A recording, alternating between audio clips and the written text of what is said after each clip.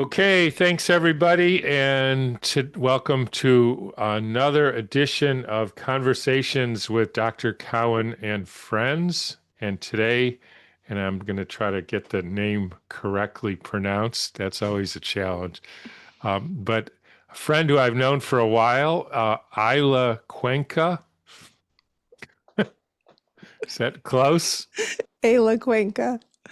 Ayla. Oh, rats. I But got you the got the second. last name. I got the last.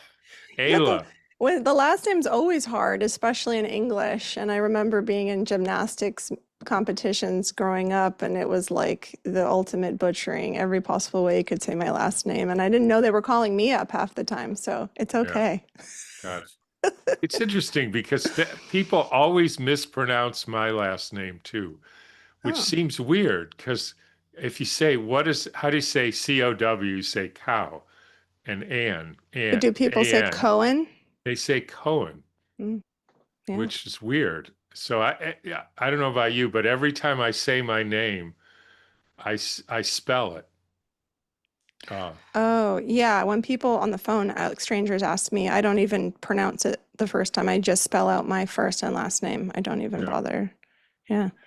Anyways, that's not what we're here to talk about. But so what we're going to talk about is a subject that I would say I don't know very much about, and that's an overstatement because I may not know practically anything, which is the whole birth process and then particularly postpartum care, which is something that never gets talked about in conventional medicine.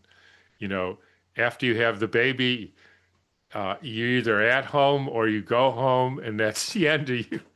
And unless you have a medical problem like mastitis or something, you're basically done. And yet, from what I understand, lots of women have issues postpartum. And in fact, I would venture to say that um, we don't do it, we being the American culture, we don't do birth like anybody else who had any sense did birth. Um, so this is one of those things that's, to me, a huge problem that nobody talks about. Yeah. It's just under the radar. Now, I can tell you that we had my three children. The first was born in a hospital because the midwife freaked out, and the next two were born at home. But we didn't do anything after. I mean, I made dinner and that was it. So, anyways, welcome. Well, I'm going to say Ayla. Yeah. Ayla, Thank you. and give us a little bit about what you're doing, and particularly interested in this upcoming and ongoing course in helping women uh, get get help and help others during this postpartum period. So welcome, and tell us a little bit how you got here, who you are, and what you're doing. Yeah, thank you. I've been a birth doula for over a decade now, and that's really where, Just say what a birth doula is, because people may not know that. yeah. So technically speaking, it's an emotional and physical support person who understands birth, that can hold the space while you move through the pregnancy, the birth, and then the immediate postpartum. So it's not a new thing. It's been around since the inception of humanity. There are accounts cross-culturally where women were supported by other women in the process. Um, Whether it was the wise woman or the medicine woman or the elder in the village or the community, there was always a woman in assistance, and there were always other women who would come into support with various roles. So we can kind of see the origins of the midwife and the doula when we look at all of these accounts. So I'm not a medical, support person. I don't do any exams or take blood pressure or anything like that. And doulas are not trained in that, and there's no training for diagnosing anything. So, people So often a say, doula is different than a midwife. yes, absolutely. And, people say, I want to have a home birth. Can you come to my birth and be my doula? I said, well, is there a midwife? They're like, no, I thought that's what you do. Isn't that the same thing? So it's not. And I have worked with women who opt out of medical support and they do a free birth. And I've been there to support them in their process, but they've taken full ownership and responsibility over their process. They've done their education and they feel that medical support of any kind is not necessary for them. I'm not saying I think that that's wrong or right either way, it's just their Right. choice. But then in working with a midwife, midwives are similar to doctors in the sense that they offer prenatal care and testing if you want it, if that's important to you.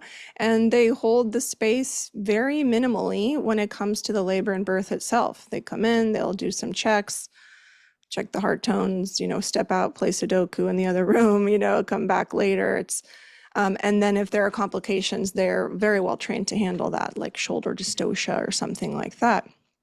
And so if I were to see that happening, I wouldn't touch that or have the skill set to resolve shoulder dystocia. So it's distinct.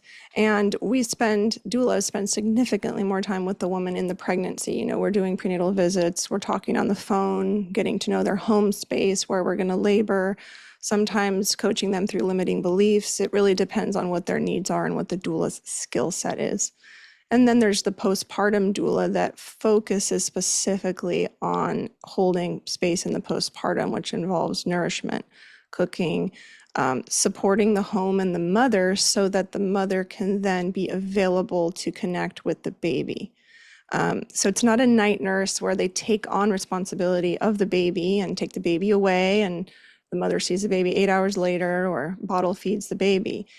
Those are very distinct roles. And so I want to make that clear because I think sometimes people think I want a postpartum doula and I'll get rest and I'll go sleep and they'll stay with the baby. But the doula is really there to create opportunities for the mother to restore the mother-baby dyad. So I've been a postpartum and birth doula for a long time and do a lot of. And is there a training that you did for this, or is this the training is just life? Yeah, well, it's both, right? So it's life, it's my own experience with my own birth.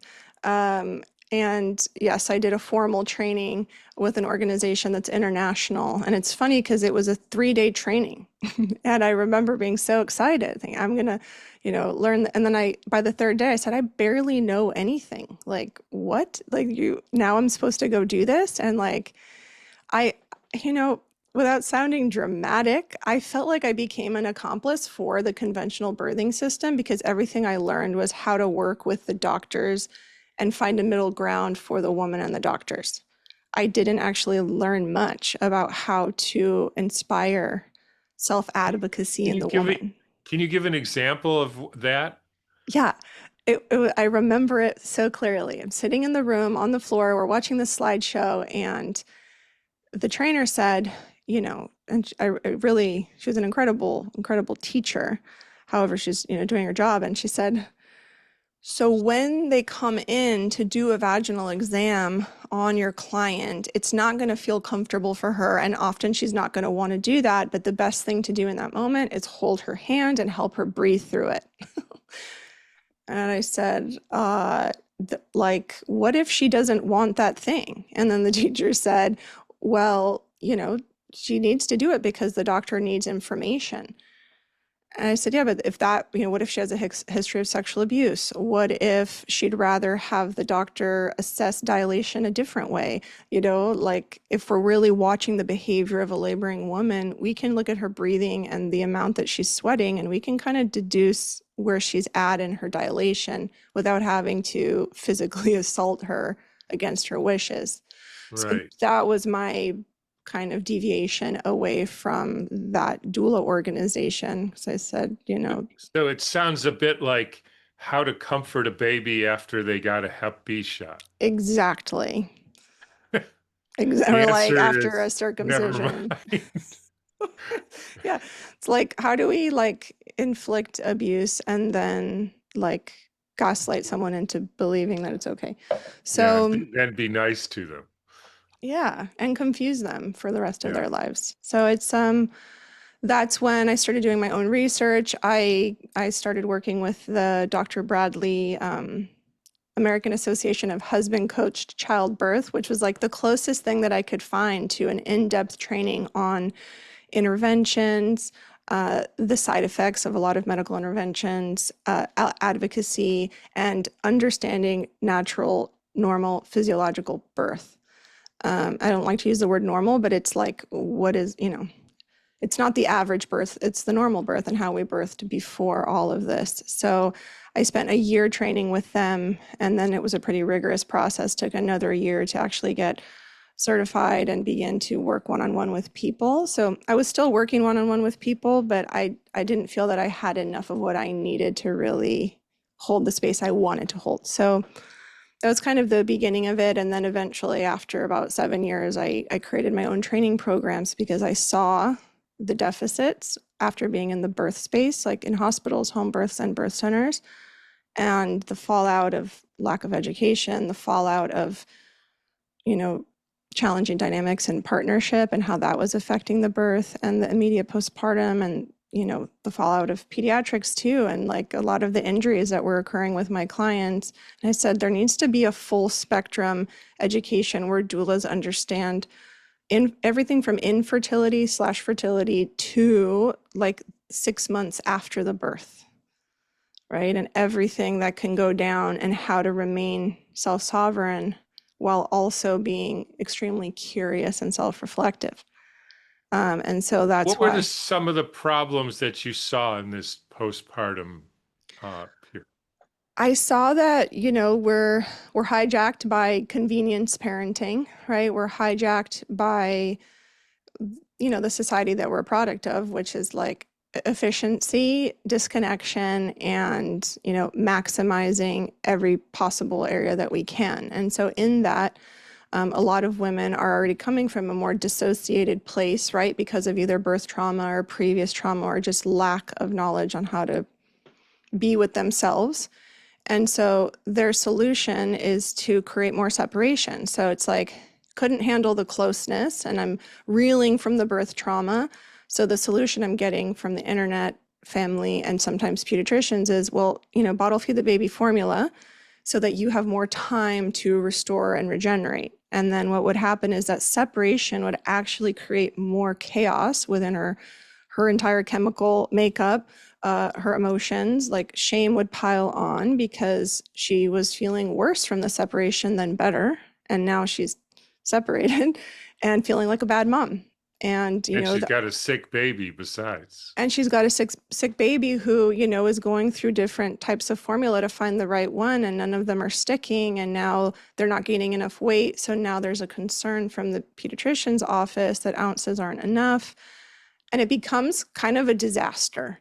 And the woman is not able to even be present in her own home with her husband, for example. And then the husband has no idea how to access any of this, because it's like, wait a minute, like, and then we get this story, right? We start to build momentum in the story that birth is hard, postpartum can be very dangerous. Postpartum is this mysterious phase in our lives and our trajectory where we just have to get through it, and like we'll get to the other side. So no one's enjoying it, no one's thriving, and everyone feels confused and overwhelmed.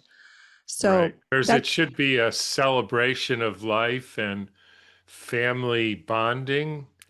It becomes, we got to get through this, and to get to when they're 18 and go to college, and then we get our life back. Yeah, it sets the tone for like, we want to get our life back, because it seems impossible to understand. Like, how do we understand what integration of this new human means when it's all so hard? Yeah. So, even if the birth goes great and there's a great dynamic between the woman and her partner, roles are, properly assigned, now she has a baby demanding a lot. So just dealing with that alone is a lot for a woman and that learning curve is quite steep, because you go from no demands to 24/7 demands like this, right? So imagine you have a traumatic birth, you're already deficient in nutrients, there's a lot of inflammatory markers from poor health before the pregnancy. There isn't proper communication between the woman, the partner, and family members are crossing boundaries. It just becomes so much. And the first thing to go are always the needs of the baby. So it's not like, let me get rid of that toxic family member, or let me change my lifestyle and diet, or let me hire a house cleaner so I'm not overwhelmed. It's like, no, let me bottle feed the baby, or let me get a night nurse and get the baby away from me, because that seems to be the solution that we're being given. And you see that even in women who maybe have home births and are more sort of holistically minded. I do see that simply because there's a lot of marketing about how, uh, if we get this type, if we get the baby, more stimulated over here, you have more time for yourself, or you can keep your freelance business going at home. And even those women who are more holistically minded, there might still be a lot of programming around, like, I can do everything and I should be able to, and I can handle it. And I always say, just because you can handle it doesn't mean that you should, you know? I mean, So and what does handle it even mean? like, You're I don't not know. dead. You're not dead. You're not thriving, you're surviving, right? You're just not dead. And so when this process has been reduced to survival and outcomes which only give us, survival outcomes, let's say, it's like, what kind of quality of life is that? Yeah. So that sounds like you've identified the quote, the problem or the issue here, Right. which I would imagine if you wanted to say what is the incidence of this problem, it's probably 95+%. I mean, depending on what institutions people give credibility to, it's reported, in 2023, it was reported that 1 out of 7 women are suffering from severe depression, and that's just reported cases. So Yeah. postpartum depression. And so that That's tells the us women who get drugs. women who get drugs and women who are deemed by the government to not be suitable to parent their babies. So, Wow. I worked in the foster care system before I started doing birth work, which is pretty much how I got into birth work.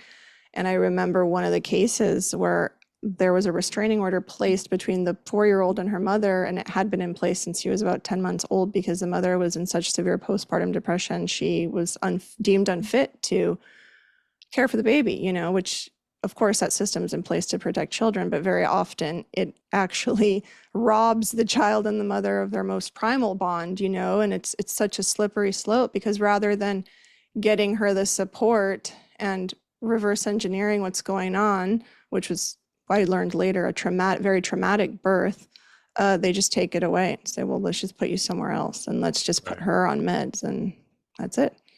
Yeah. It's similar in a way. If your gallbladder hurts, you just take your gallbladder out. Right. Yeah. They have kind of one model going. You have a sore throat, remove the tonsils or whatever. Yeah, right. It's weird. Anyways, okay, so that's the issue. So what do you do? How do you come in, and what's the process here of working with this? So, personally, I have been in this birth alchemy process for quite a while, which is, I Did you go into, start, by the way, with your own birth, or I mean your own mother births, or I that the specific foster care experience I just shared was actually what initiated the alchemical process for me, as far as addressing my own birth and my own, initial abandonment wound, those first few years of life. Very much so, like, uh, nannies and separation and highly medicated birth and all those things that are imprinted on me. So I went through my own process of recognition and integration, and I saw how powerful it was for me to then prepare for my own birth. So when I entered my own birth experience, I wouldn't change a thing about it. It was amazing. wow, And it required, I realize now, I realized it required me to do a lot of self-work. I can't put it any other way, and take accountability and responsibility. And I never placed the power in the hands of my midwife. I never assumed it was going to be a certain way because of her. I knew it was all up to me. And yeah, this is where a lot of us get caught up in that, victim loop, which is like, they wronged me.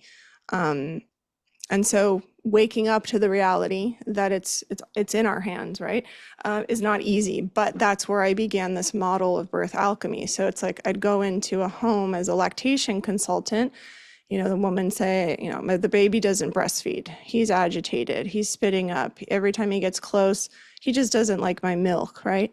And so rather than listing all the reasons why breast milk is so valuable and why this is so important, I get curious and I ask questions like, what do you feel in your body when this is happening? And, she's like, I don't want to be in here. I just want to get up and walk out of the room and leave the baby here. I just feel so uncomfortable with the closeness. So then I ask, what other time in your life did you feel this way? And then we kind of start going backwards a little bit. And then I asked, what did your mother feel when she was breastfeeding? Did you ever talk to you about it? And she'd say, well, my mom actually didn't breastfeed. She went back to work about 2 weeks after birth, and I was raised by the neighbor, so I was bottle fed. So then I ask, could it be possible this actually isn't your story? And could it be possible that your mom had that belief and she told you that, you didn't like her milk and that's how she was able to resolve whatever was happening in her life? And are you open to a new story? And so when they agree to be open to a new story, then we can really begin the process of writing a new script. So it's some nervous system work about, for her specifically, closeness wasn't dangerous, right? And she wanted to rewrite a blueprint for closeness, which she said, I didn't have that blueprint, I guess, and I'm okay to learn it again or learn it for the first time. So that's where some of what the alchemy could look like in postpartum, so that, breastfeeding can get resolved if it's feeling like a challenge.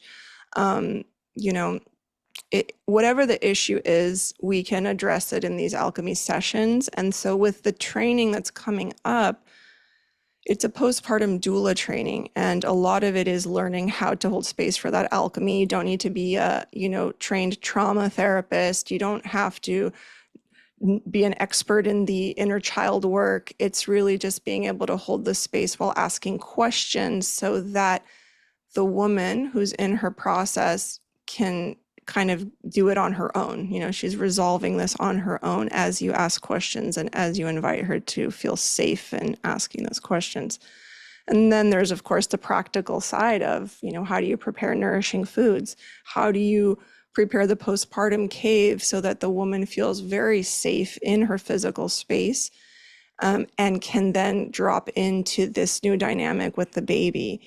And, if there was birth trauma, how do you hold the space for that? And then what are the boundaries you need as a postpartum doula, right? Because you're not a baby nurse, you're not a house cleaner, you're not, so there's a very distinct sacred role you're playing. And how do we as women hold those boundaries when we ourselves are people pleasers?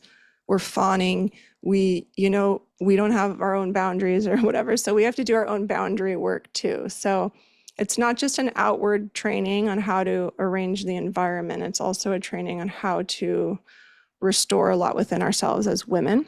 And I think that's really what's missing from all the trainings I've done for birth work. That's what's missing in all of them, is the self-responsibility of the doula. I was going to say, I don't know if you would agree with this, but my guess is you will. If I was going to say, if somebody asked me, what is the main requirement for being successful in doing this? I would say it's the amount or the ability of that person to have resolved these issues within themselves.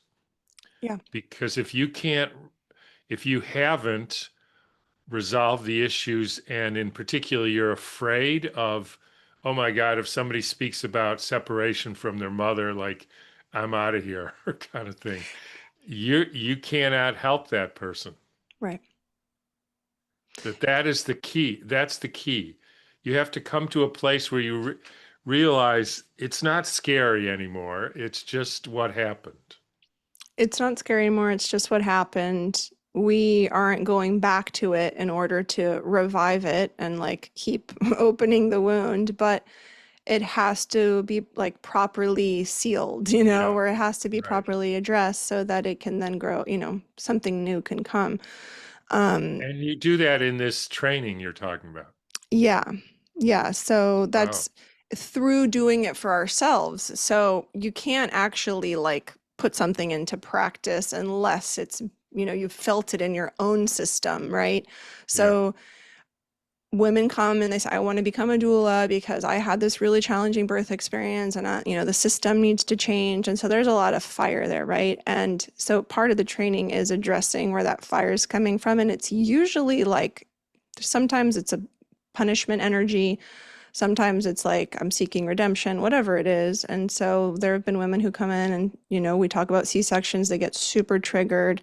They'll write to me separately and privately, and they'll say like, this was a really hard class for me because, and then we end up doing our own processing in our group. It's a private group on Telegram, and they're held in that space by 30 other women who are listening, and maybe it's the first time. She's not being gaslit when people say, oh, just be happy you're alive and you have a healthy baby, right? It's like the ultimate gaslight. Just be grateful, be in the present. A woman doesn't get better when you just tell her to be stronger. So when we hold that space for her in the training, she's then self-healing, and then it becomes really clear how she can hold that space for her client. Yeah. Got it. Okay. So it sounds like a big part of this training is working with the women to help them resolve the reasons why they want to do this, which are often interesting, let's say like that, and Varied. informative as to what's really happening with them, so they can get to a place where they can help other women to hold the space so they can go through what they need to go through. Yeah. Yeah. It's like a babushka doll, let's say, or what are those matryoshka dolls? It's like you just start to Yeah. see how it ripples out, Peel the onion. the doula to the mother to the baby to the rest of the family to the community, and it just starts to go outward and outward. So yeah, it's a really fun, like I really enjoy every time we begin the training. I always am in such deep pleasure with it. We also have the birth doula training where we focus primarily on the pregnancy and birth. And then the birth educator training for those who just want to teach about birth, how to advocate, in the hospital, at a home birth, how to advocate for themselves, like how to understand testing, like what even is testing and like what does it do to the psyche. And, that's something that we do in the birth educator training, which is also a lot of fun. So in other words, you're giving people the tools to understand, because I know from being a doctor, you don't typically, they don't tell people why we're doing this test or what even you're going to do about it. I mean, I used to wonder, these amniocentesis tests, Mm, like why would so, and if you asked a woman, so if we get a funny test which has a certain percentage that the baby might be something, are you going to abort the fetus? And they say no. yeah. In which case, what possible reason is there for doing the test? Right. This is a perfect example, and I use this a lot myself, right? So they say I don't know what to do about that because, everyone's saying that I should do that 12-week test. It's like a 30-minute ultrasound, and then also they'll do the additional step of the amniocentesis, which many people don't know can actually threaten the pregnancy itself. Yeah. And so, I'll ask them, would you terminate the pregnancy? And they're like, no way. And I said, then what are you hoping to get? Yeah. Some people have told me, well, if there is an issue, I want to like be financially prepared for, lifelong care, something like that. Okay, sure. Some people say, no, I wouldn't abort, and I guess I don't want to know. So I'm not going to put myself through that. I'm not going to expose the baby to ultrasound wave technology or myself, and I'm not going to potentially threaten their life in that sense. And how about I'll just be in bliss and enjoy this pregnancy? Yeah. So Yeah, I would probably have told them, why don't you just make more money anyways? And if if you, if you don't need it, you can someday buy a new house or something. yeah, right. Yeah, like allocate it to your postpartum. Yeah. get some better food or something. Yeah. Yeah, I mean, I used to do that with ultrasounds. I almost could say I've never seen a single reason to do an ultrasound. And people give you all kinds of, well, I want to know the sex of the baby or whatever. I'm like, why? So you can buy blue clothes or something? That's like exactly why. It's like, I want to prepare and I want to know what to put on my baby registry so that people buy me gifts, then they know, the gender of the baby. And I'm like, well, let's talk about that registry in general. Like more than half the things you're going to either return or regift or never Yeah. use. So what kind of parent do you want to be? And I actually have a PDF of like what you actually need for the first few months with the baby and what the mother actually needs for the first few months. And it's Like actually, equipment stuff, y- stuff. yeah, and it's like $4,000 less than what's on the typical baby registry, like on different websites and what women Wow. think they need. It's like when it's like these Bluetooth cameras, right? Like I need to be able to go around the house and be productive and leave the baby in the room, but make sure he's not choking. So I'm going to have all these cameras on him and I'm going to put this little sticky tape on his heart to make sure his heart is stable. And that's all going to go to my phone so I can go, I don't know, be on TikTok in the other room, or I can go work or from home or whatever.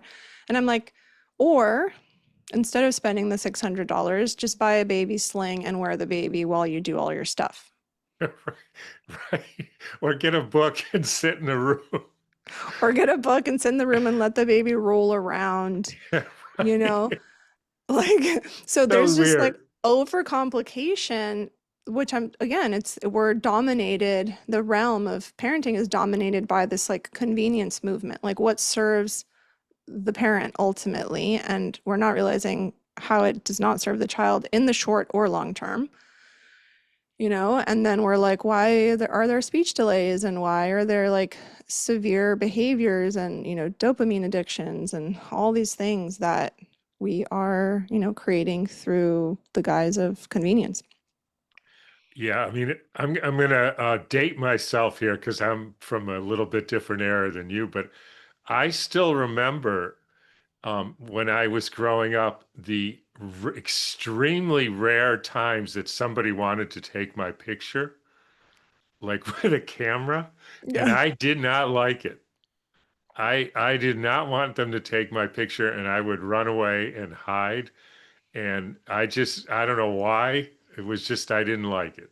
Yeah. My daughter is the same way. And now you see babies who are like their whole life is filmed. Hmm. And I cannot imagine that. I cannot imagine. Like it's such a like privacy violation, but it's now normal. Yeah. And if the parent's not actively filming the child is on a device. Even Yes. like, I saw a baby at my daughter's ice skating practice this week. It was in the little car seat and there was a like a clip on the little whatever that handle is that's on the car seat. There was a clip and then it had a phone. So the baby was just staring up at the phone and it must have been about 5 to 6 months old. And I'm like, your baby is also being recorded through the camera of your iPhone. And on top of it, your baby's brain is being rewired to like handle these colors and cuts and the speed of this animation. And like, where is the parent? The parent's like on another phone at the bench sitting next to the baby. Yeah. So it's like, I think it's incredibly normalized. And that's one of the things in the postpartum work is creating opportunities for connection. And some of the doulas I've trained say to me, like they'll write to the membership and they'll say, today was a hard day because I was there holding the space, doing this, doing that so that she could be with the baby. And she was on TikTok, the whole time scrolling. And she was, a home birth mom. She, did things the quote unquote natural way and still faces her own addiction. Yeah. So these are the kind of things you actually talk about in these classes Oh, in yeah. your big time, right? No, you may know this, but when I was doing doctoring in our clinic, the question I always asked was, what would I do if I was this person? And especially with children. And if I was there and my parents, the time we're together, were looking at a device, I would scream at them. Oh, yeah. I mean, and so that's not a disease called, infantile screaming disorder or colic. That's a perfectly normal response to a absent, I'll be a little judgmental here, clueless parent. Well, imagine being in a marriage, and if your partner is on the phone every time you're trying to connect with them, like you'd be done with the marriage. But a child can't be done, so they scream, right? Because they're like, Yeah. I have nowhere to go, and I have to be here with you, and like you're ignoring me, right? Like, and this Yeah. is where the attachment disorders are also, one of the places that we could say they might be originating is the constant ignoring. This thing is more important than you, and I'm only going to acknowledge you if maybe you're starving and screaming, or Yeah. you are crying, or you've, peed on yourself, right? So it's like your In which presence case, the itself only is, reasonable solution is to pee on yourself and cry and scream, yeah, because that yeah. works. Yeah, so we develop this kind of rescuee identity in order to have loving connection, and then it's like, why is this teenager so problematic, and why are they getting into these challenging, risky situations that we have to bail them out of? Well, it's like maybe that's how they learned to get your loving connection, and love is Yeah, conditional right. based on suffering.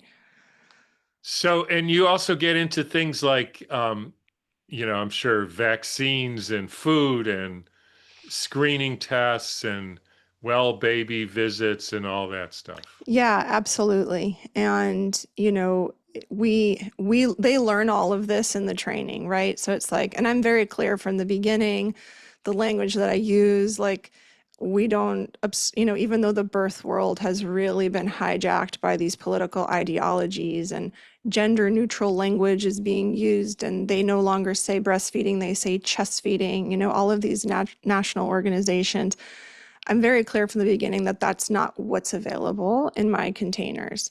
And so everyone who comes in is very aligned and knows that like we're preserving something that is really for the woman and the family.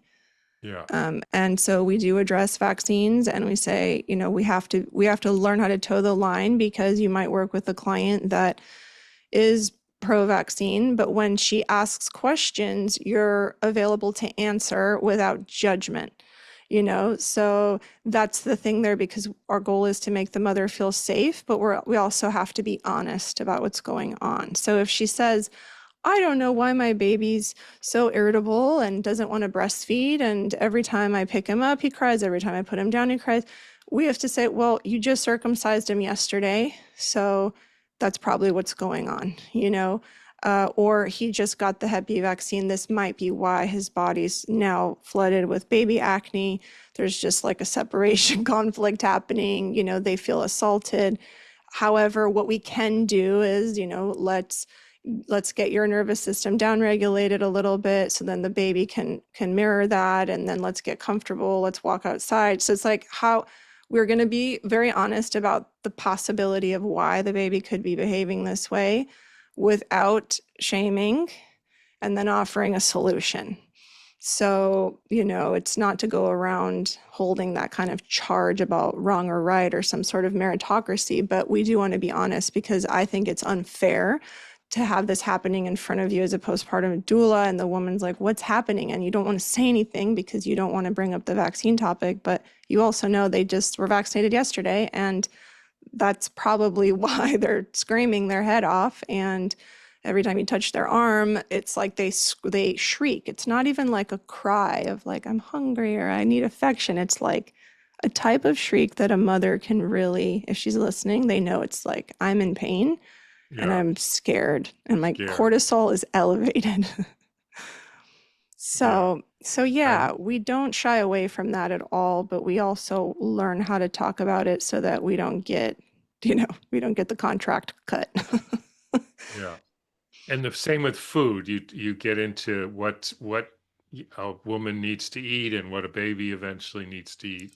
Yeah, and we're a little bit more so we support more of like the, skip the spoon so that the baby's curiosity is what leads the feeding. It's kind of like baby-led weaning. And, but very real with some of these women, I say, like if the baby's not showing interest and it's 9 months old, leave it. Like Yeah. they'll let you know. Right. And we have to support our client in having the confidence to say, okay, the pediatrician told me 4 months. And I say, 4 months, and they might be able to handle it. It doesn't mean at 4 months that it's recommended because it's actually beneficial. It just means that their system might be able to handle it now if you need to do it. That's very different than it's Yeah. actually good. And so why is the baby spitting up every time I spoon feed them? Okay, their gag reflex is not at the stage it needs to be to eat, So we do education around that. I wish I could do more in depth, but it's just a little under 3 month training. So it's hard to go deep, deep, deep into every important element, but we certainly do cover nutrition for the mother and the baby. I used to tell my parents with young children, they would ask me when to start feeding them, and I would say, when the baby crawls on the table, sticks his face in the food, and starts licking it, Totally. Yeah. that's when you know that they're ready to eat. They're ready to eat. That's such a good one. They're interested and they can handle it. Yeah, then they do that. They'll stick their face right in the food and they start, licking their face, and that means they like it. Yeah, like the premise of this, it's with birth and, this newborn phase or infant, it's like you don't actually really need to know everything. You just have to watch the Yeah, cues. yeah, And having faith in the cues is really hard when we've been like essentially disabled as a society to think for ourselves. So, with pregnancy and birth, like you don't need to go get a test for someone to tell you you're pregnant. Like you'll just eventually realize that your cycle has paused and your body's changing. You know, your baby, you don't need to know every single detail about milestones. You just have to watch and listen and then yeah. act accordingly. But that's I the mean, this is so, instinct. I can't tell you how familiar this is because I, I actually never, even though a considerable part of my practice was children, I never did well baby visits because I never gave anybody a vaccine. And so sometimes a parent would come in and say, I'm here to have you see how if my child is doing okay." So I would say, "How's the child?" "Oh, he's doing great." I So would good. say, I think he's doing we're good. He's doing fine. I'd say, "Is there any problem?" "No, no problems, pooping, everything's good." And I would say, you just spent like $100 to to Yeah, have me say, I mean, what am I going to see? right, Because in all the exams when I sort of did that, I never found anything that was worth mentioning. right, Never. That a mother who in the context of everything's fine, they breathing okay, the heart seems yes. Okay, I listen to the heart and say, no, heart is totally messed up. right. Never never once happened. Wouldn't you say that's a product of the convenience culture? Because it's like I don't trust myself, and I don't trust myself. there's enough of a disconnect that I don't even know how to really read I can understand my baby's language, right? Yeah, Because I'm doing too many other things or I don't have the confidence. But they'll let you know. yeah, And that's why I always tell women like the nighttime is really where you and the baby start to speak the same language. So it's like it's hard in the beginning to be up at night to figure things out and breastfeed. However, that's like the boot camp time. yeah, And that's when you can even identify what your baby needs by the way their eyes move or the way they exhale, or like the way their hands are creating shapes, or their actual speed and movement, all of that becomes really crystal clear when it comes to their needs. It's just you have to be available to pay attention, and many women are Yeah. not. You have to listen. You have That's to it. listen. Yeah. All right. I think this is a really good introduction. And if I was 30 and a woman, I probably would take your course, but I'm not, so I probably won't. But tell us how to get in touch with you and just the details of how somebody would go about taking this course or training or whatever you call it. Yeah, absolutely. Well, we're at uncoveringbirth.com, and we're on Instagram and Telegram, Eyla Cuenca Birth, EYLACUENCA. And that's where we communicate, we share information on dates, we share articles, a lot of the things that you and I were talking about today. I create content and share free resources on how to go a little bit deeper. But any training, any class, whether you're pregnant or whether you've miscarried or whether you've had a challenging postpartum, I've created content to address all of these initiations that we go through. And then I've also created content for men. So if you want to understand how to really step into your role, prepare yourself, independent of what maybe you've learned before, you're ready for something new, there's content there as well. So uncoveringbirth.com has a lot of resources. Great. Yeah. Okay, uncoveringbirth.com. Eyla, thank you so much. And I tell you, this is a great thing you're doing. Thank you. It's been a pleasure. Okay. All right.